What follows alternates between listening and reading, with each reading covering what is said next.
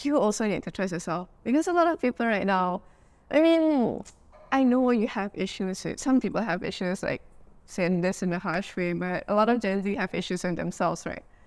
You need to understand that sometimes not trusting yourself is a form of self-sabotage. You could have done it, but you're literally destroying yourself if you don't trust yourself. I learned this the hard way, and the consequences and the lesson I learned gave me Quack Movement.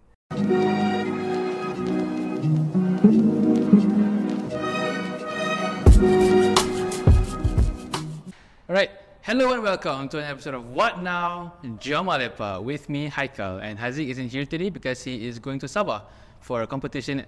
For a competition. If I'm not mistaken, it's Masum. Yeah, so he's going to be, representing University Malaya to hopefully win a gold medal. Let's go, Haziq.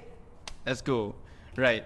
So today we're going to have an interesting person that we're gonna have a lepak session with. Sebab selalu ni jarang-jarang kita ajak orang Gen Z ni.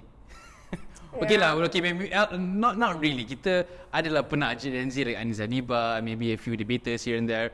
But this one is a fully Gen Z, I can say lah. I'm telling you. Yeah, so like there you go. There you go. Gen Z characteristics. But like it was funny because we had a conversation in the car and I was asking her how much of a Gen Z you are, and she's fully Gen Z. Yeah. I think you come from that line. I was like, a lot. Yeah. But you don't use for real, like you don't use I don't. It's like, okay, I don't use for. Okay. I use for real. For real is so cringy. Don't you guys think? Well, you can answer that in the comment section below. Yeah. But anyways, but this is purely Gen Z person here is not only just a Gen Z, but she has done something impactful for the community, and she started a very amazing social enterprise at a very young age. I think you started when you're 20, right? Yeah, when I was 20. I mean, it's been a year. Oh, well, it hasn't been. Actually, I started when I was, okay, if you want to actually calculate it out, when I was 19. So, last year. Okay, right. But I think we'll get into the details of this guest, right? But before we introduce our guest, I'll explain to you guys what is What Now Jom Ah Lepak. So What Now Jom Ah Lepak is a youth podcast where we talk about all things youth, right? From politics, from lifestyle, business, amazing stories, right? So this is the main series of the podcast where we actually delve into stories of amazing, incredible Malaysians, but we try to focus more on young people, right? Because we believe that we want to focus. We want to give the highlight there. And since What Now Jom Ah Lepak, the name itself kepanjang sikit kan, tapi ada Malay titles, right? So it's a Manglish podcast. So Qistina, kalau you nak cakap bahasa Melayu ke, ataupun Jom Ah Lepak. Jom Ah Lepak kan. Ataupun I don't know if you know some Chinese, Indian, Okay, Tamil. Oh wow, can you? Yeah. Continue. Alright, we might have a dedicated podcast for. Is it Mandarin? Yeah. Mandarin. I'm not really fluent lah. Okay lah, can lah. Right. Okay. So please welcome Qistina. Hi. So my name is Qistina. I mean, a lot of people call me Kiss for short, and my IG handle is actually Sun Kiss. So a lot of people actually call me Sun Kiss as well. Fun fact. Like Haikal mentioned, I started a social enterprise, which is based on dogs, called the Quack Movement, and it has been running for 7 months now. 7 months? Yeah, 7 months. Oh wow, okay. Well, it's very, very young. It is still very young actually. I started somewhere around September last year. Mm-hmm. So it properly launched during September, but the ideation process started in July last year. So if you're thinking from September, about 7 months plus. 7 months plus. Turning 1 year soon. Okay, all right.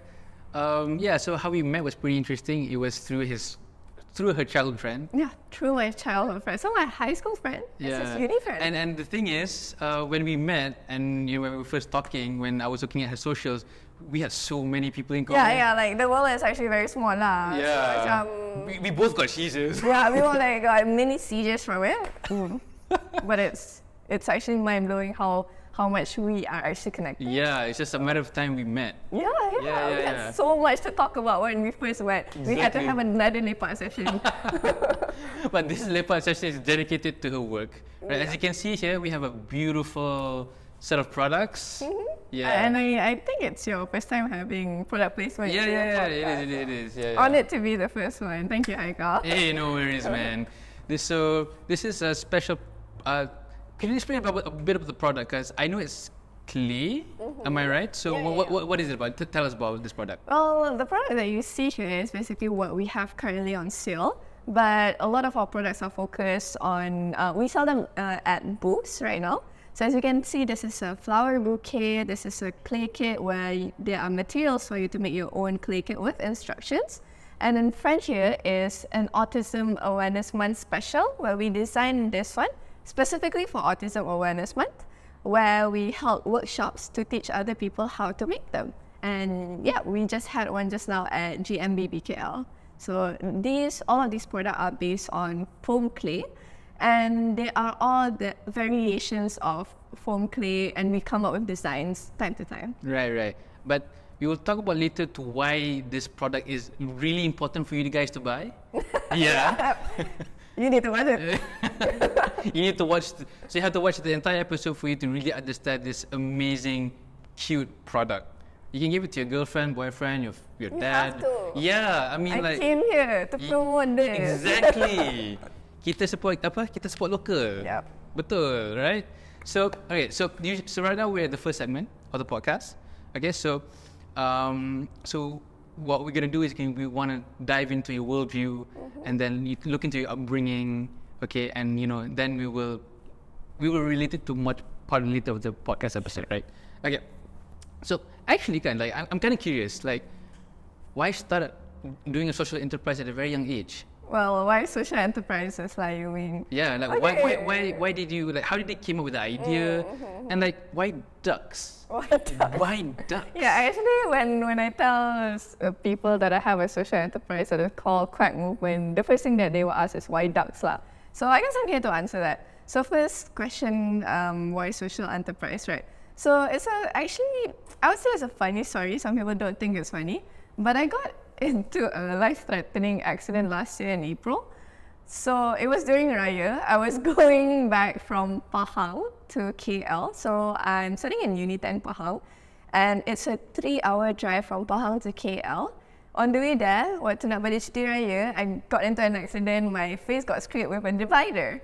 So during my hospital stay, I stayed in the hospital for like a month like that. I was like, damn, life sucks. I'm bored, and like I could have died, but like I'm not. So I want to do something, and that's when I actually started taking my dreams, taking my ideas into reality. Because after that accident, that period of self-realization, because like, okay, it's Raya, you duduk hospital seorang. Yeah. What else do you do other than think, right? Yeah, so there was a lot of self-realization. It sounds cringy, but there was a lot of self-realization happening. And then there is this program that popped up on my Instagram page, which is called Youth Leadership Academy. So Youth Leadership Academy, and I would also promote this to anybody who wants to start a social enterprise. It's a good place to start. So Youth Leadership Academy is affiliated by McKinsey, McKinsey.co. McKinsey is also sponsoring Youth Leadership Academy. So what Youth Leadership Academy is that it's an incubation program. Within 12 months, you have to come up with your own social enterprise. So at the same time, you would be given seed funding. And there's 2 sessions to the 12 weeks. Okay. So the first 1.5 months, you're gonna have a midpoint pitch. So if you pitch well, you would get the highest amount of seed funding. So it's kind of a reality show kind of vibe juga lah. And then like at the end of the second pitching, which is the final pitching, you're gonna receive a full amount of money if you win. So the funny thing about Quack Movement, right, is that this is where I'm gonna answer why ducks lah. Of course, in our slide deck, you're gonna see there's like 3 pillars of why we chose ducks. So It's about the ripples of water lah, like getting to, you know, in any situation, because we empower low-income communities, right? So in any situations, we want to show how our beneficiaries are capable of getting out of any waves, any kind of waters, and also making ripple effects towards it. And what I tell you right now might sound very inspirational of why we chose that. If you want me to be honest, it's just because it popped up on my FYP on TikTok. Really, that's really it. I saw somebody making air dry clay on TikTok, and I feel like it's better if I be honest on this kind of podcast, so you guys can truly understand how social enterprises come out, or how ideas come out in general. So on my FYP, since I am studying international business, so it is also very related to what I study. So I saw somebody from the Philippines having a small business that is not really that small, I would assume, but they only sell air dry clay. One thing about air dry clay is that it's very, very cheap in cost. One bag of like 500 gram could only go up to 90 cents or something like that. But nobody in Malaysia has penetrated the market of full clay or air dry clay. So that's why I told my team, okay, so there's this idea. It's a bit of a far stretch, because social enterprises, if you've heard of them, usually they are very NGO-like, they are very formal in a sense, and this 20-year-old girl comes out with the Quack Movement. It's a social enterprise, surprise. It's definitely more on the Gen Z side. So I told them, okay, let's go with the Quack Movement.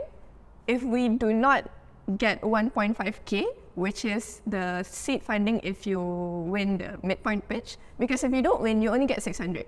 So if we get 1.5K, we continue with this idea, but even if we get the second place, we scrap the whole idea.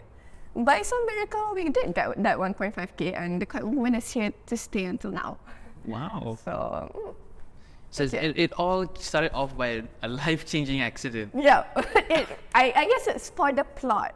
It's for the plot. It's for the plot. My life was too boring before I guess. So I needed So you said that. So like, were you always this business-minded? Okay. Well, I think you said something about upbringing. Yeah. So my mom is definitely in business, but more on the franchising side. But I wouldn't say I was raised by a business-minded family. Like we were a very an academia kind of family. But at the same time, there are our family members who pursue and venture into business. However, from a young age, I know I like business, but I couldn't really pinpoint it. I like selling things here and there, but it wasn't really apparent. Right. You also asked like why social enterprises and why that. If you want me to answer in like one sentence, is two of my biggest passions combined into one, which is business and social causes. Right. So it's like a balance, you know. You want to do business, but you also want to help give people back to the community. Yeah. So that's where the sweet spot comes in with social enterprises. Right. That's amazing. I mean, when I first talked to her, like, she was very business-minded. Talking here and there. Haikal, you should do that. You make big bucks. The way that she sounds is like she has that natural like business instinct type of person lah. Yeah. I mean that's pretty interesting to actually delve into. But we're not really interested on your business side. Yeah. We're more interested on the cause that you're actually doing, right? So like, so what I understand about the Quack Movement is that you guys are, helping out small communities, these very low-income communities, right? Yeah. So like, what about these communities, and why are you helping them in the first place? Like, what problem do you see that you feel that they are very important to help? All right. So I think this could be strategically answered through our value proposition. So our value proposition is that we empower low-income communities by creating opportunities to generate supplementary income. So the most important keyword here is supplementary income. So the nature of the Quack Movement is that we are giving emergency help. While it might seem like it's not big of an amount, but if you are desperate, any help is a form of help. So what are we trying to solve is actually, here's a problem, right? A lot of people are sometimes, they don't have money, but at the same time, they are unable to make money. A simple example I can take is women post-domestic violence, which is our first beneficiary. So you see, women post-domestic violence, they've gone through so much trauma, but here's the thing, they cannot work outside now. It's about they are first traumatized and their husbands are literally hunting for their heads. Second, they still have kids, they still have a life, they need to make money. So where do these women go? They go to women's shelters. But women's shelters are unable to sustain themselves because they are not money making, they are NGOs. So how do we solve that problem? That's where we come in. We provide outlets for them to make supplementary income, and they don't have to put in capital. So we bring them the resources. Okay, you make this for us, we pay you directly. And because of that direct, immediate payment, it solves a lot of problems. So maybe you just need money to just kick off, just to get you out of it, to give you purpose back. Because usually, once you've been through a lot of trauma, it's hard. So the problem that we're trying to solve is immediate relief for people like that. Right.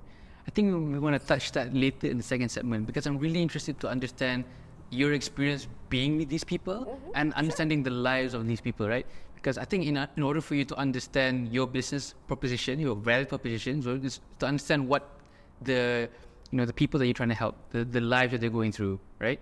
So yeah, I think that's Qistina, Gen Z, yapper. Yapper. Big ass yapper. Yeah, and also a very inspirational young person trying to help young domestic Low-income communities. Low-income communities. All sorts, actually, not just women post-domestic violence. Okay, all right. I think we'll see you in the second segment. See you there. All right, well, we're back from the break. Yeah, we had a very long break. Guest drinks. Yeah, guest drinks. Our guest drinks. They're very generous. Yeah. And I mean, we do that to most of our guests. Yeah, we want to make them feel at home. Should come to Wednesday. Should watch Wednesday. Free marketing there. But I think one thing that's particular that I think the audience were probably having a hard time grasping the first segment is that we were using a lot of Gen Z words. Yeah. Yeah. And you know what? I think because to be fair, most of the demographic is 19 to 22, so I'm pretty sure they know what they are, right? Yeah, of course. Actually, before we actually move into the second segment, let's actually talk about Gen Z a bit. Sure. So what quantifies you as a Gen Z?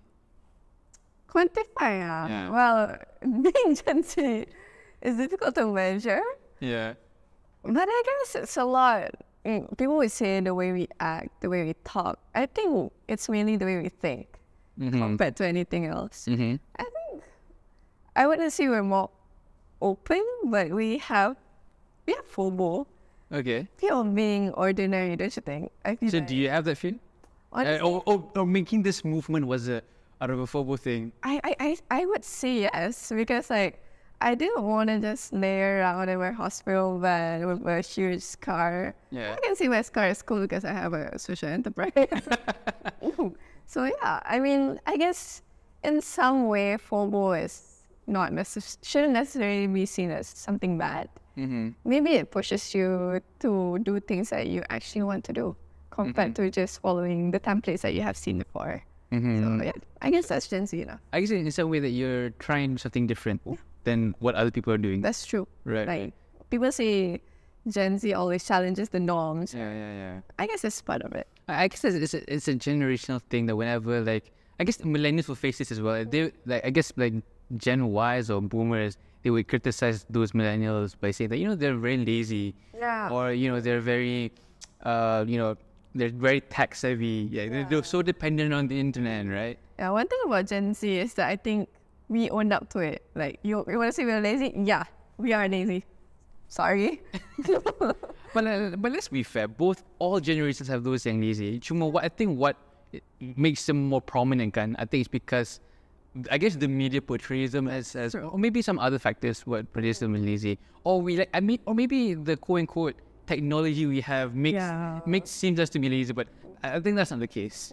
I mean, each generation has its own quirks at the end of the day. Yeah. It's not fair to just say one generation is lazy. But at the same time, it's not too deep.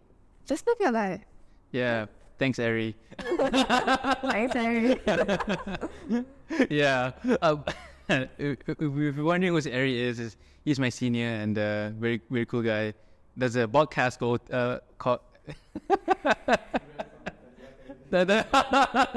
Itulah datang lagi. Tapi like, yeah, we're just promoting his podcast and I think you guys should watch it. Yeah, so we didn't do promotions today. Yeah. Anime, yes, cosplay. Definitely watch it, right?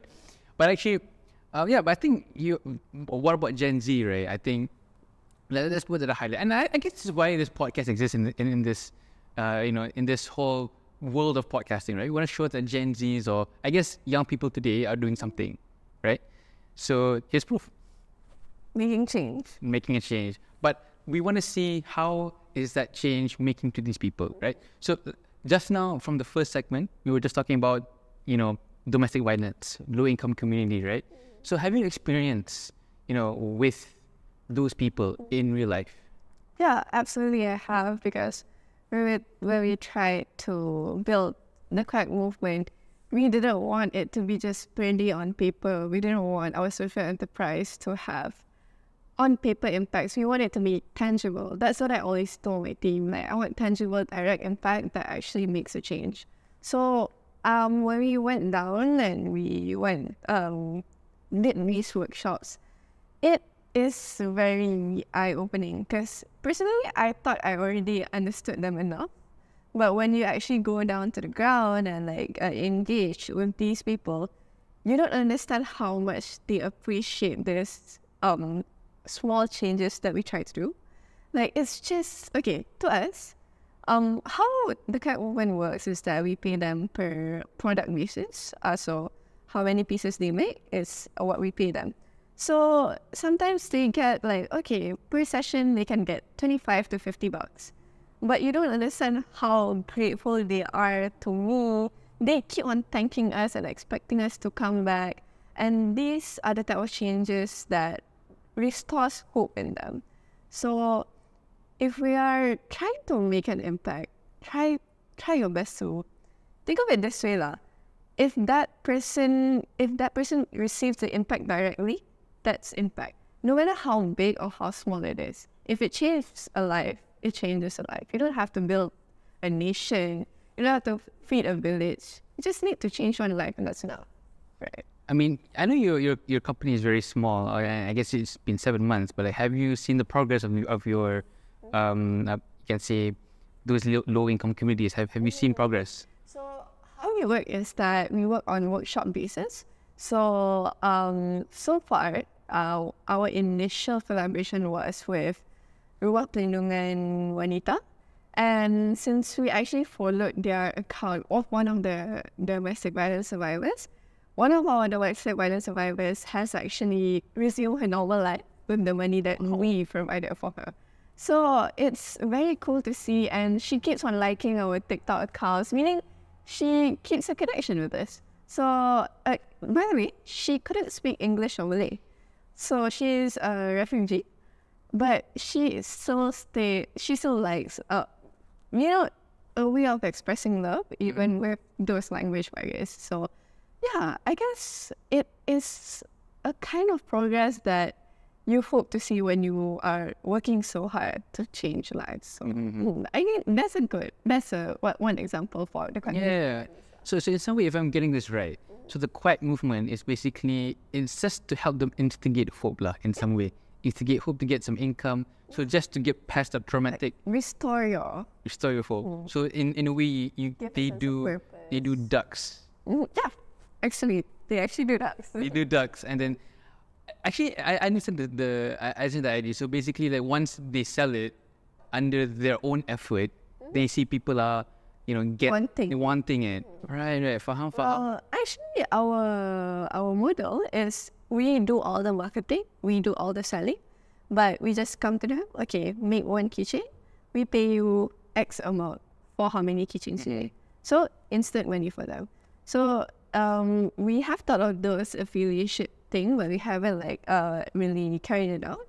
And just on our beneficiaries, right? We don't really cater to just women post-domestic violence. Recently, we like autism awareness, but so with autistic people, it's a different ball game. With different communities, it's actually a very different ball game.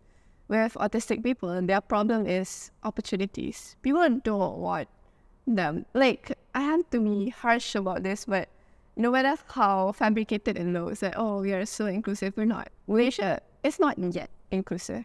So when you give them opportunities, you actually tell them that they are able. Bukannya diorang tak boleh tau. Because like when we bring this very dainty things, they're really able. But if you keep telling them that, you're not cut for it, of course it won't become like that. It's an echo chamber. So it's tough for Malaysia, but we're getting there. I can totally understand the concept lah, because I think I've been to a therapist before. I think there were days when not days. I think there was this one moment in my life where I thought I was diagnosed with ADHD. Yeah. So when I was diagnosed with ADHD, when I thought I was diagnosed with ADHD, I was complimented with a few friends. I was like, I think you have ADHD. I got pretty useless because I'm forgetting a lot of things. I memang sangat cuai. It frustrates. Yeah. So like one day I went to the therapist, or I guess the counselor, and I told all my problems and everything, and then she said, start small, start seeing progress. Even if you have ADHD or even if you don't, at least you see the small progress, because that itself shows. Yeah, and this totally relates to these type of people, right? Because their opportunities are shunned away because of their disabilities in life. They really need to give a second chance in life. And once you restore that like sense of purpose in them, it changes a lot in them. Like you might not notice it immediately, but the next day they show up with their hair combed. The next day they show up with their shirt tucked in. It gives them a sense of purpose. Oh, I'm here for something. Somebody wants me to do something. So that's the type of change that we hope to make. Right. But how do you make it sustainable? That's the big. Yeah, because like it's good to have like a very good initiative, and that can change these people's life. But like in the long run, how do you make sure that you're able to continue this effort, this amazing effort? So that's the biggest problem with social enterprises, sustainability. It's a big hurdle for us because we're not always profit. Even if we profit, it goes back to the community. How do we roll? Well, for Quack Movement at least, that's why we are not an NPO, because certain social enterprises are an NPO, which are non-profit, but we profit. It's just that we play with our percentage, so 60% and 40%. However, talking about sustainability, traditional business is not the only ball game that we are playing. So personally, we are also in the process of pivoting our business ideas. And it's brewing, it's cooking, it's dropping soon. Another Gen Z slang here. We're cooking in. So we are in the process, the Quack Movement are in the process of coming up with our subsidiary, which focuses on tech solutions for social enterprises. So, like I said, dropping soon. Not going to talk much about it, but stay tuned about it. So, to answer the question of sustainability, that is where co-founders, directors of a social enterprise plays a big role in here. You can't expect a good deed to always have good returns. It's not easy, and you can't. I think, do you know the ugly baby question? So if you have a baby, right? Let's say I have a baby again. I ask you, is my baby ugly? You wouldn't say your baby is ugly. Yeah. So if you keep asking the ugly baby question, you're not gonna get the answers, because people would lie to you to take care of your feelings. So as a co-founder, you need to realize if your baby is ugly, fix it. Find other solutions. So I also realized that Quack Movement is big on crowds, but it's not as easily scalable. But I don't tell myself, oh, tak apa, later mesti ada grants, mesti ada orang tolong. Cannot. You need to find pivots. So that's why this year I made the decision to invest and pivot our business. We are not leaving the Quack Movement, but coming up with tech solutions, which is where the whole startup industry is going into right now. Stay tuned. 25 me. I mean, so you're gonna move into tech, into like making sure that it's more accessible, more reachable. Well, not really, but we're coming up with a solution itself. So our subsidiary would be fully profiting and would be rolling on a business basis. But what we try to solve is we are giving opportunities through this solution. So stay tuned. Well, I hope the initial we cannot really talk much because you haven't launched it, right? Yeah. So we will see how that happens. We'll see how that happens. Right? Can't be really so ambitious. Gotta make sure it's feasible. Yeah. But I guess one thing about starting at a young age is this barrier that people place on you, right? That we just come back to that Gen Z question, right? What makes you Gen Z, right? So I guess with millennials, Gen Z face the same problem. Is that they're like I guess they're quote unquote lazy, right? And then their personalities are different than ordinary, like FOBO, right? So like, how do you make people invested in all of this, right? Like how did you make people like invested, and how did it all start and everything? So I guess this is gonna sound cringy, but I swear passion is really important because like social enterprise kot, you tak dapat duit, you tak dapat apa-apa, okay, you get TikTok fame for 2 seconds, haha, whole cross check 2-3K here and there, but it's not gonna feed me for the rest of my life. But because I'm really, really invested in it, I really love it. I just couldn't leave it, and it just keeps me going lah. Because like, and one thing is that when I go out, and because I'm from Pahang, kan, so every time I come back or see someone have a meeting, I'm with my bags and sometimes I'm with my luggage to have a meeting with my next everything. So, oh, where are you from? Oh, I'm from Pahang, my campus is Pahang. Yeah. They would praise the dedication. But I feel like when you have people who actually trust in you, because of your passion, it makes it all meaningful. Because like you are spending this energy not for nothing. There are people who are looking forward to see you go.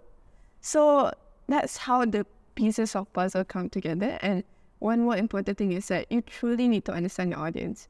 Because the Quack Movement, we are based on dots. We understand that our audience, they have good hearts. People out here have good hearts, but they just don't know how to help. Normal NGOs might be, okay, maybe it's a good cause, but they want a cause that is interesting. That's why the Quack Movement comes in. It's not normal volunteering thing. So, you nak volunteer, boleh? Let's do fun things. So this is where the Quack Movement comes in. This is really cool. Ooh.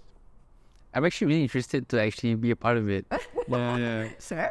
Yeah, I mean, talking like from the first day we met, how passionate you were and how ducky you were. Yeah, how ducky. No, I mean, no, no,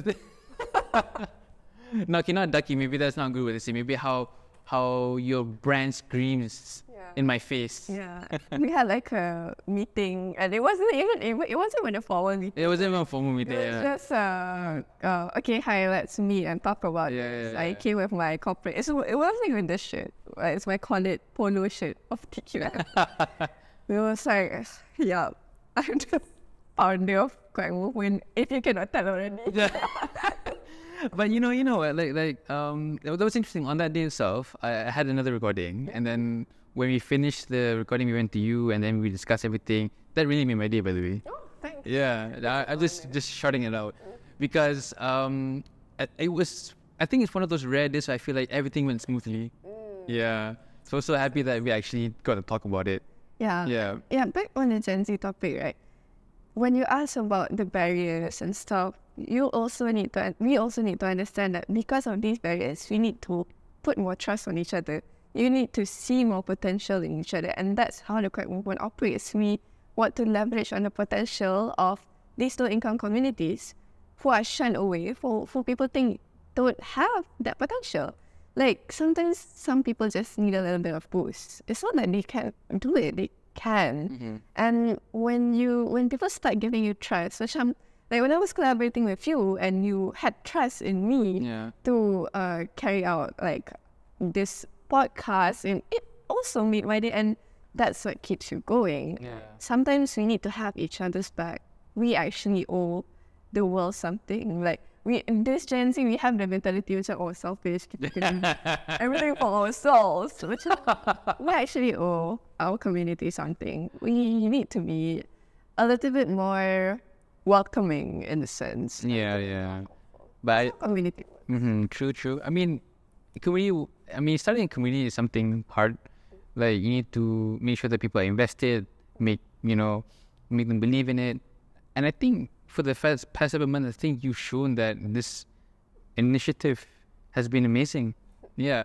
But actually, before I actually move on to the third segment, actually we actually want, like, the original plan to post this episode, kita nak buat pada Hari Wanita Sedunia. Yeah. Yeah, that was the initial plan. So actually, I want to ask a question that actually relates to that initial plan. Because we had a discussion about women in entrepreneurship. Women in social enterprises. But you said, if I'm not mistaken, correct me if I'm wrong, is that it's harder for women to get recognized and be represented. I mean, like, if you look at the board members, most of them are men. That's true. Yeah. So, like, how does that affect you? So personally, right, as much as I don't want to take this on a too much fabricated note, like people say that women have it harder and so on, it's mostly in multinational corporations, big corporations, the type of job that you have to climb up the ladder. So I feel like social enterprises are the answer for women who struggle in these places. Because if the system couldn't help you out, then you make your own system, make your own company where you are on the top. So you don't have to fight with any other man or some sort. You are your own boss. So that's why if you feel like, okay, it's harder for you to climb the corporate ladder, try to not dwell so much on the things that you don't have. Search for the things that you can have and social enterprise in a sense. So for me, of course, generally, I would say, I think I'm an independent Girl boss. kind of girl boss lah. So of course there are hurdles, but need to start thinking, like, I would say, jangan mengadu banyak sangat lah. Macam, okay, get to work. Get to work. Get to work, girls. Apa ni?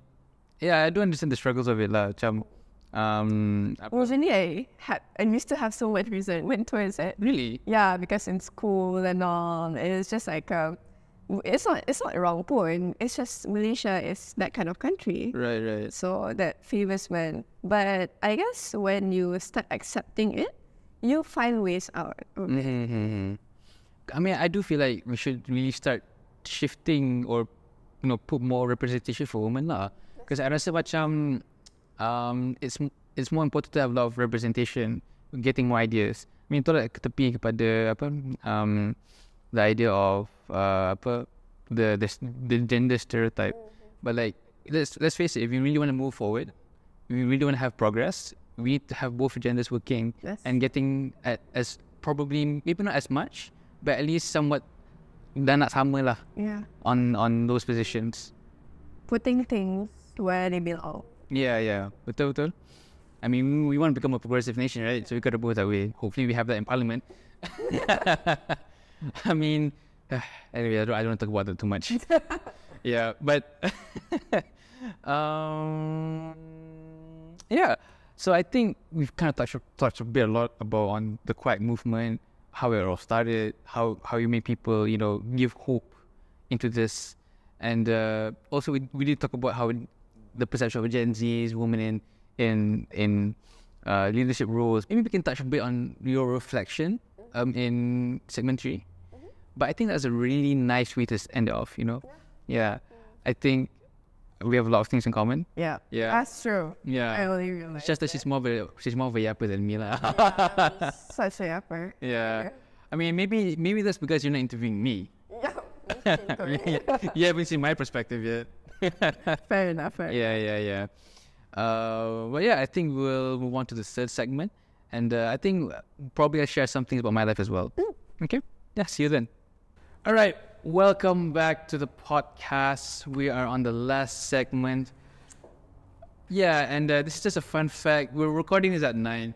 Yeah. Yeah, we're recording this at 9, and Latest. this is So we've broken some records today. With the Quack Movement. Yeah, with the Quack Movement, yeah.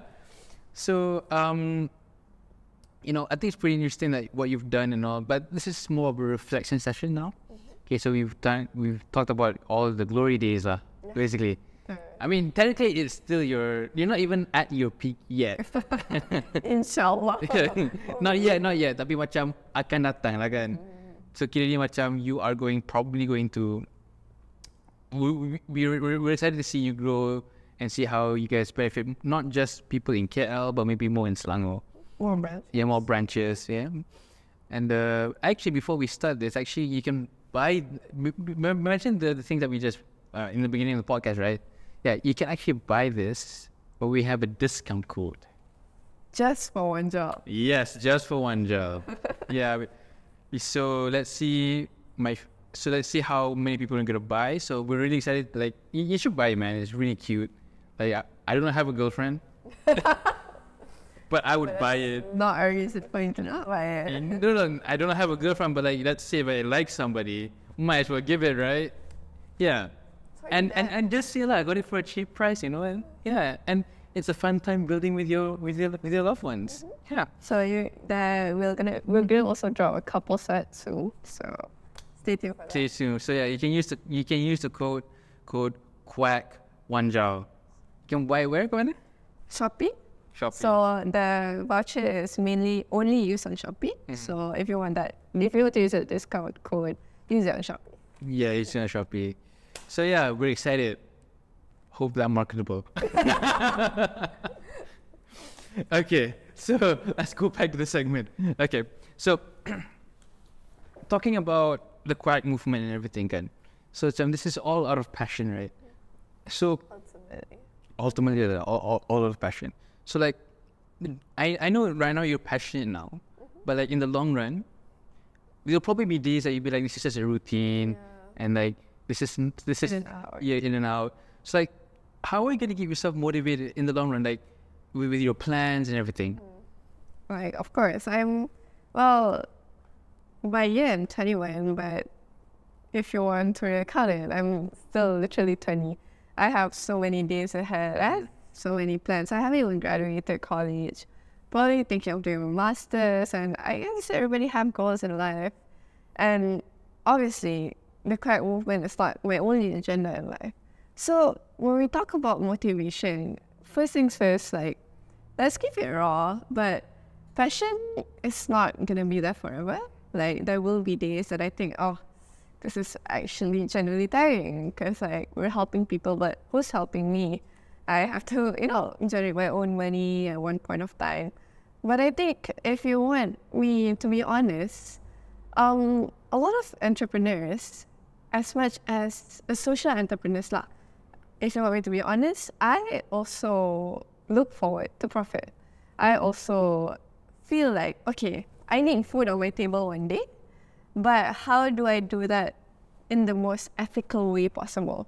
So as much as I care for my social enterprise, I also want profit. And that's where, in order to keep me motivated, I start finding outlets and finding holes in this effort to also gain profit for myself. But in the longer run, how would I keep my motivation? Honestly, it depends on how I move forward with my life. What if I want to do masters? What if eventually I want to build my own family? This is going to consume me a lot, right? So personally, I haven't thought about this, but personally, I have thought that maybe one day I might need to let this go. Maybe one day I might need to put this down. But one thing for sure is that it's going to be always within my vicinity. So I won't be directing anymore, maybe. But maybe I would make sure I'm one of the advisors, ke apa. But surely, if you want to start a social enterprise, kan, as much as passion is motivating you, you also need to find your other reason. So macam, personally, I want to be cool. You know, going out and telling people I have a social enterprise, it's a bit of an ego boost sometimes, as much as passion. But if you want me to be honest, like, it feels good to be recognized for your work. So yeah, it's cool to be cool. And eventually, this thing is going to make me money. So realistically speaking, kalau kita tak cakap, tak sembang pasal passion je, if it can generate me income, why not, right? So yeah, that's a motivation. And you know, just to add a point there, right? Ooh. I guess this is my 4th year doing the podcast. Ooh. And in some way, within those 4 years, I've always wondered myself, will I keep will I keep this passion going? Yeah. Will I keep myself, you know, in this position today? Honestly, what you see here was not in my mind in the last year. Surprises. But I think one thing that you know, I've been pondering, like, why do people believe in me anyways? Right? Like, how did I find this passion to keep on going? But I guess one thing that I can add on to what you just said is that it's important to have people to help you. That's number one.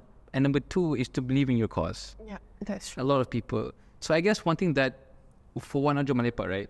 We're not blessed with, I guess, fundings. We're not blessed The immediate resources, but we were blessed with people helping out. Trusting, yeah. So back to that early point that we just said about trusting, kan. So, apa ni? I think that's important for one startup and a business to grow. But eventually, of course, you have to think about the money and you think about your bekerja. But realistic. You have to be realistic lah. But I guess we're young as well. I think there's a lot of room for mistake. And we can always start over if things mess up. And I guess one thing that I did discuss this with one of my, I guess, intern.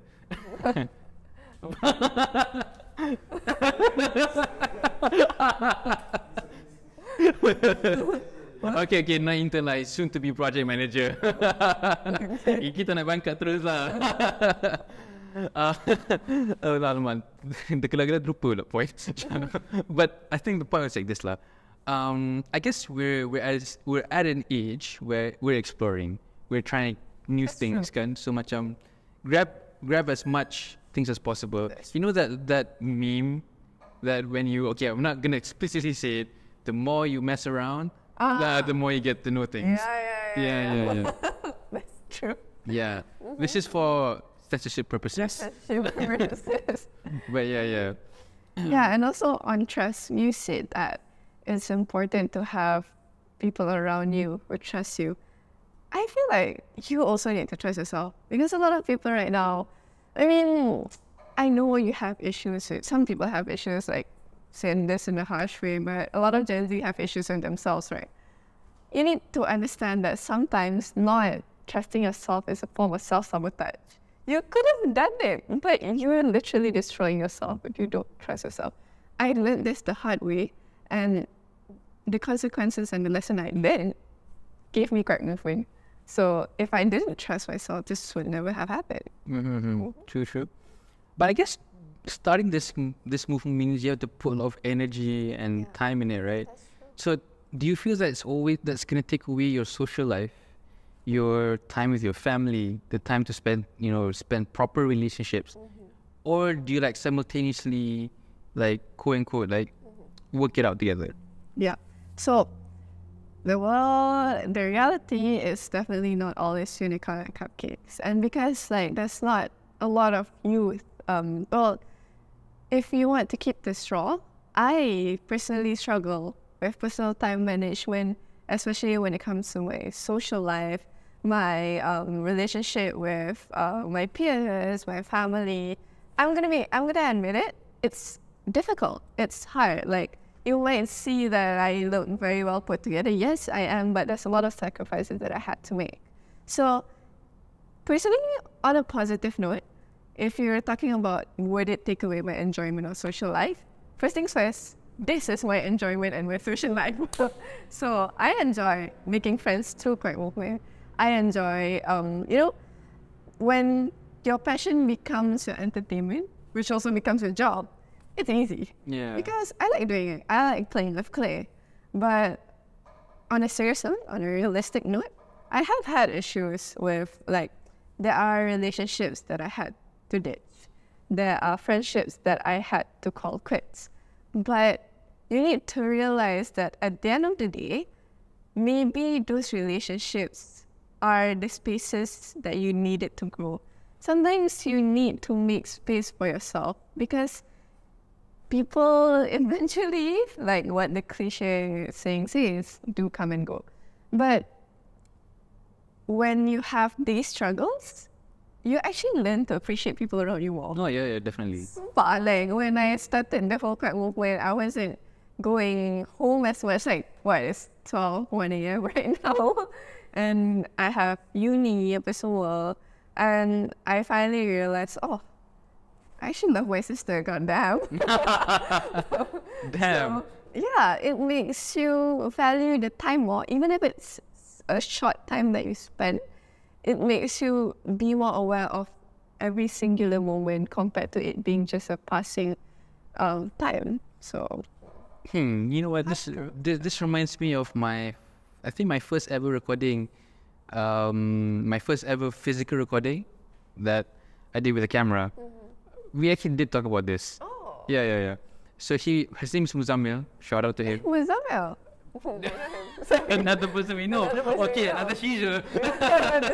Another seizure. But like, Muzammil. Yeah. So like, he came on the podcast. He talked about Perdana Fellow, about his leadership style, and I guess, in some way, when you become more busy, you kind of start to appreciate every time that you have. That's true. Yeah. I cannot deny that.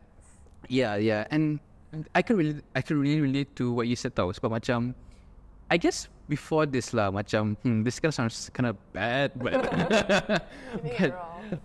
but I feel like macam, I guess when you, in your early years kan, macam when you're growing up as a teenager, you don't appreciate your parents much. That's true. Yeah, you don't appreciate your parents much. Angry team. Yeah, so macam bila, so you always think that they're trying to do something wrong, but you do. But then once you grow, you realize that they don't know the right answer, and It's their first time living too. yeah, and like they don't, and we're all living together, trying to figure out how to shape my life, their life, and the family's life, you know.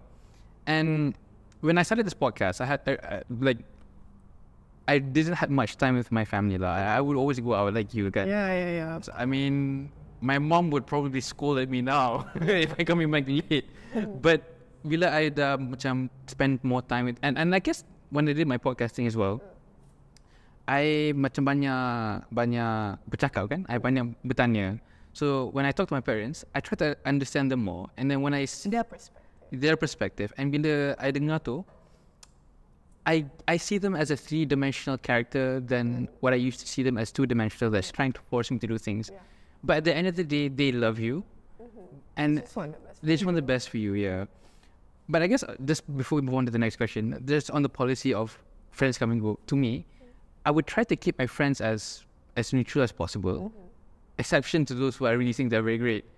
Yeah. So because I feel like bila you dah besar, you akan jumpa orang tu balik. Betul.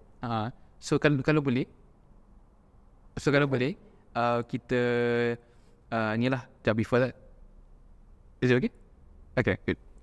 Okay, so like kita ni lah,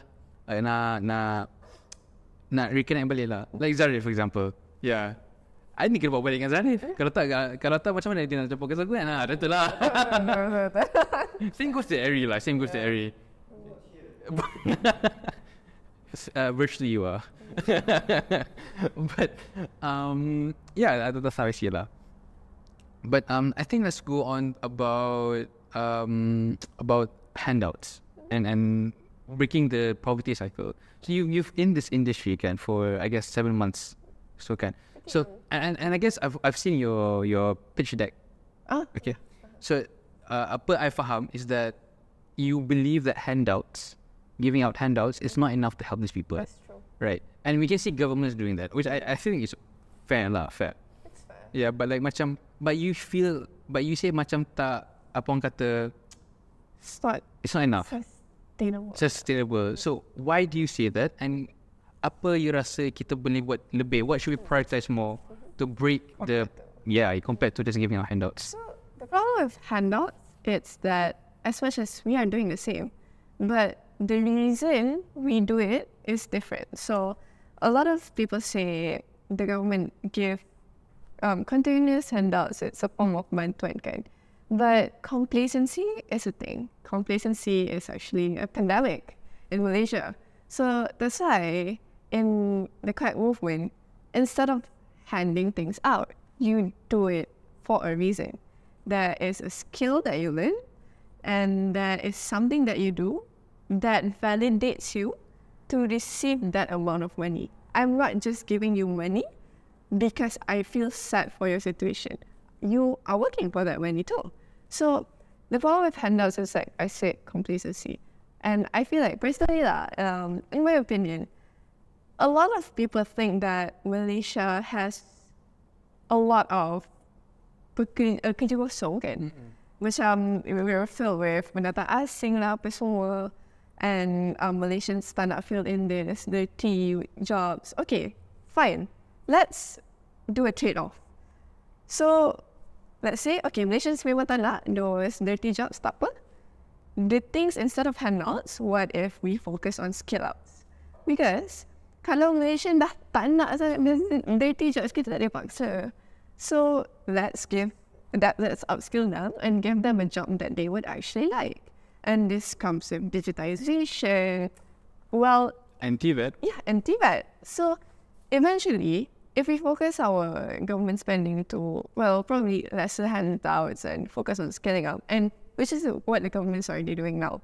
But if we do it more aggressively, and we cannot just keep telling them, okay, rakyat Malaysia memang malas, tak nak buat dirty job. Okay, fine, concede to that fact, trade that off, find a solution. So, maybe skilling aggressively and giving them the jobs that they actually want could solve this issue. Other than just handing them out because, oh, you're poor, I'm going to give you money. Actually, we're actually doing a mini series about that. I mean, not really about giving out handouts, but about TVET and education itself. So, but I'm not going to say what I've talked about it yet because, that'll just spoil the mood. Yeah, but betul lah macam I think back to your maybe this is just my suggestion to you when you do the Quack Movement. Maybe you can start doing TVET.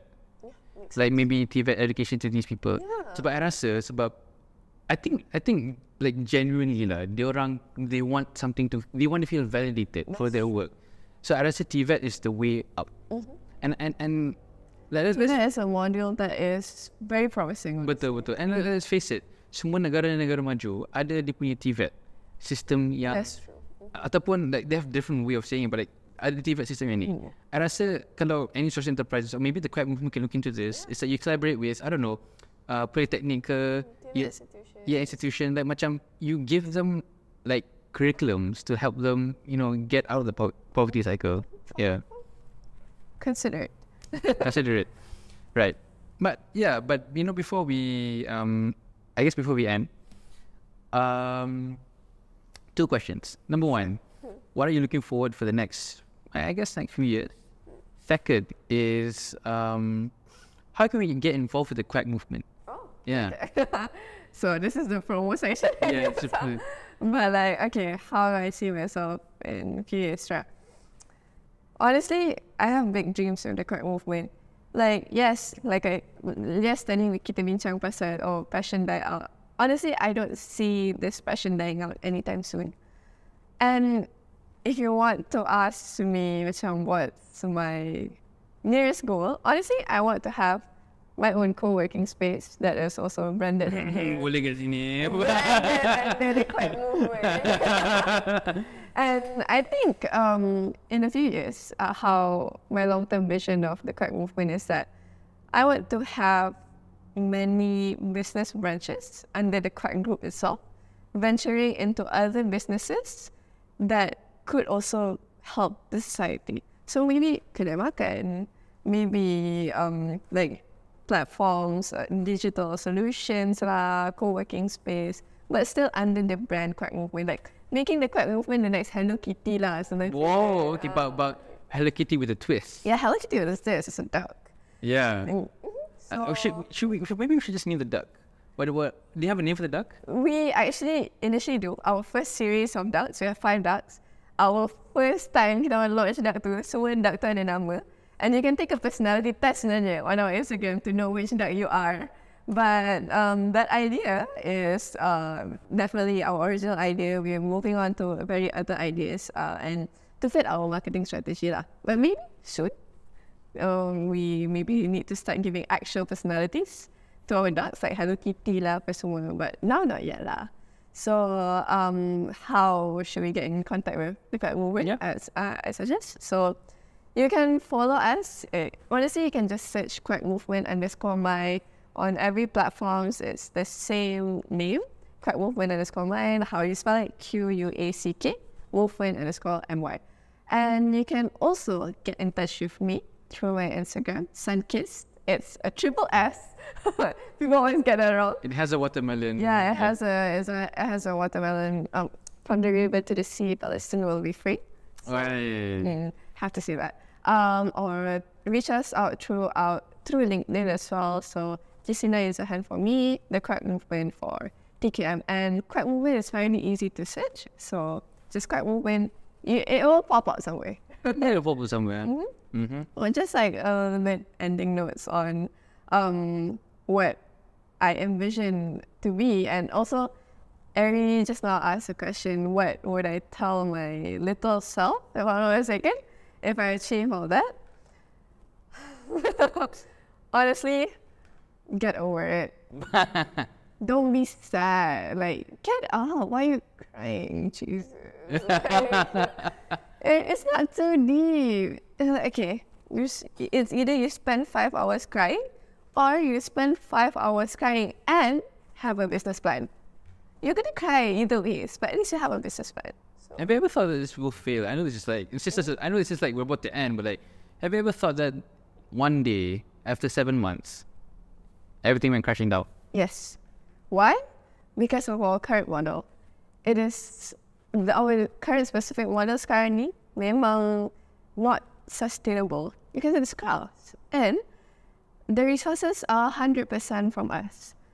But that's why we pivoted.